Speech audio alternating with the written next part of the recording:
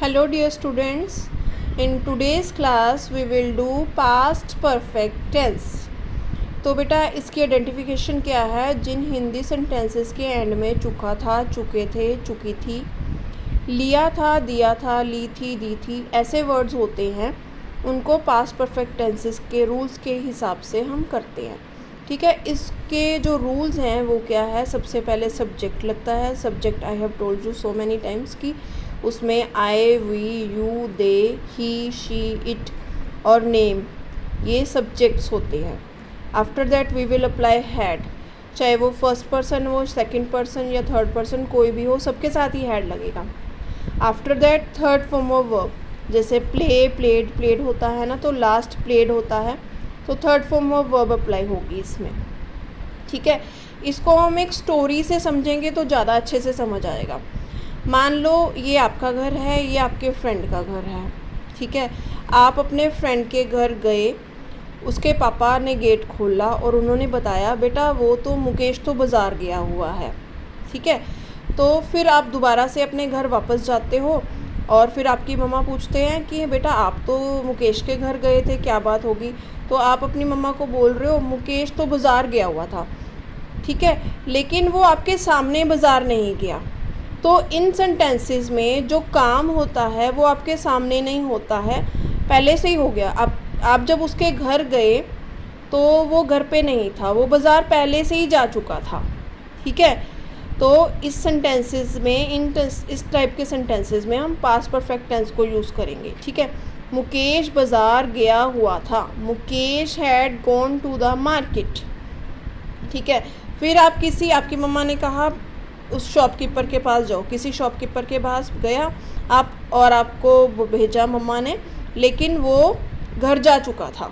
ठीक है, तो आप घर आते हो, आप बोलोगे मम्मा को दुकानदार घर जा चुका था, आपके सामने नहीं गया, वो पहले से ही जा चुका था। तो जो काम आपके सामने नहीं हुए वो पहले से ही डन हो चुके हैं, उसको आप जब बोलोगे तो ऐसे बोलोगे, दुकानदार घर जा चुका था, the shopkeeper had gone to his house.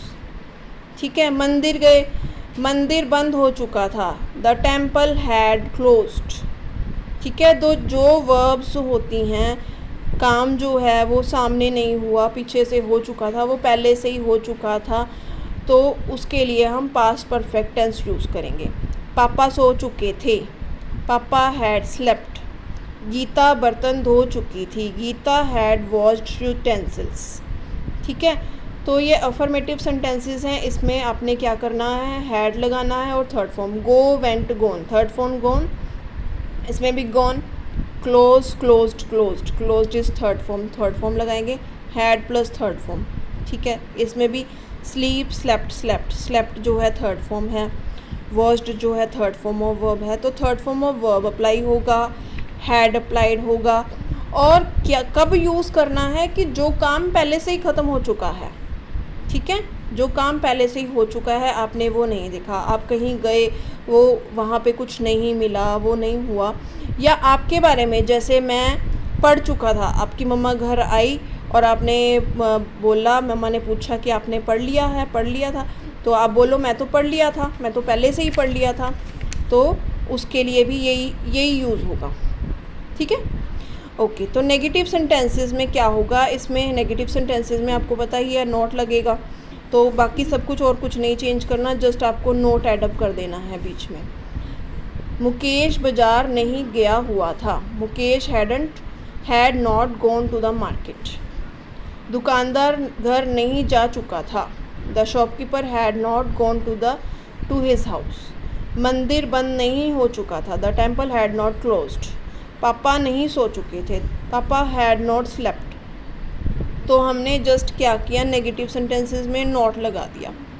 ठीक है, इंटेरोगेटिव सेंटेंसेस में क्या करना होता है, आपको हैड जो है सबसे पहले हैड लिखना है, उसके बाद सब्जेक्ट लिखना है, फिर थर्ड फॉर्म ऑफ वर्ब लिखनी है। जैसे क्या दुकानदार घर जा चुका था, हैड सबसे पहले लगाएंगे, had the shopkeeper gone to his house. क्या मंदिर बंद हो चुका था, हैड द टेम्पल क्लोज्ड। क्या पापा सो चुके थे, हैड पापा स्लेप्ट। क्या गीता बर्तन धो चुकी थी, हैड गीता वॉश्ड यूटेंसिल्स। ठीक है, तो इस तरीके से आपको पास्ट परफेक्ट टेंसेस को करना है। और भी डिफरेंट जो हैं वर्ड्स और सेंटेंसेस आप इसमें डालो और ट्राई करो इसको करने की। और कोई प्रॉब्लम होती है तो आप अपनी क्लासेस में पूछ लेना। Okay then, bye.